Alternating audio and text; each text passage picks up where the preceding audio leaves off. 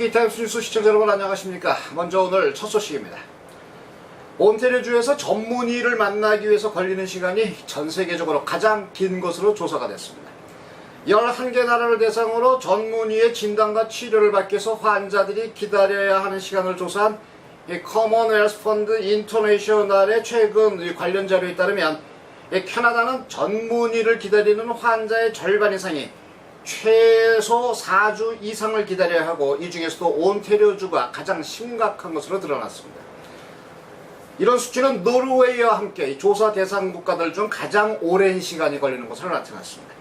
전문의를 기다리는 시간이 가장 짧은 국가는 역시 복지국가 스위스로 병세가 복잡한 환자들 중에 7.1% 정도만이 4주 이상 걸릴 뿐, 그 위에는 훨씬 신속하게 전문의를 만날 수 있는 것으로 파악됐습니다. 2위를 차지한 미국의 경우에도 환자의 10.6% 정도를 제외한 나머지 환자들은 4주 이내에 전문의의 진단을 받을 수 있는 것으로 나타났습니다.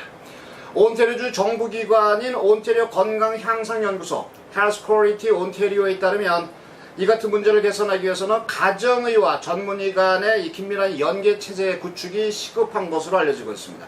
현재 온태리오주는 의료 수가 고비용, 그리고 노령인구의 증가, 정부의 예산 삭감 등으로 전반적인 의료 서비스 체제의 일대 위기를 맞고 있습니다.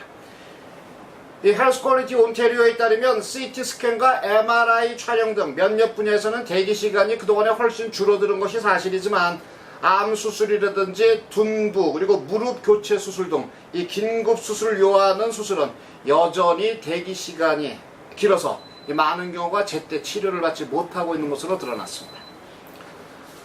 네, 다음 소식입니다. 토론토 도미니언 트러스트, 그러니까 TD은행이 경제난에 처한 자동차 소유주들을 구제하는 프로그램을 제공하기 시작했습니다.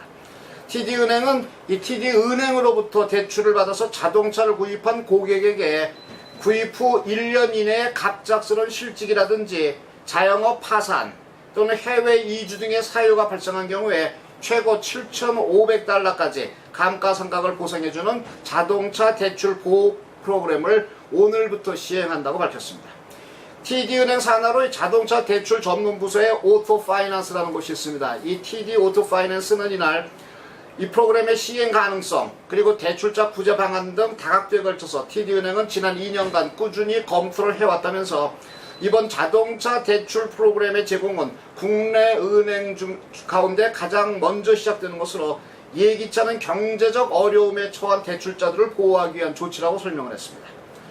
은행 관계자들은 또 이 보호 조치는 이 추가 비용이 들어가는 몰개지 보험과는 다르게 TD와 연결된 3,500개 자동차 딜러상을 통해서 발생되는 어떤 대출에도 적용이 된다고 덧붙였습니다. 지난 2009년 상반기에 현대자동차가 이미 이와 유사한 프로그램을 실시한 바가 있습니다. 그 결과 미국 자동차 판매 수가 45만 대로 8%나 증가한 그런 효과를 누렸던 것으로 파악됐습니다. 다음 소식입니다. 연방보수당 정부가 시민 체포권 그리고 재산 보호권을 강화하기 위해서 의회에 상정한 법안 빌 C-26가 오늘 왕실 재가를 받아서 전격 발효됐습니다. 법안이 통과되면서 사업주 그리고 재산 소유주나 재산 소유주의 승인을 받은 사람들은 현행범을 범죄 사실 직후에 납득할 수 있는 시간 동안 체포해서 구금할 수 있는 권리를 갖게 됩니다.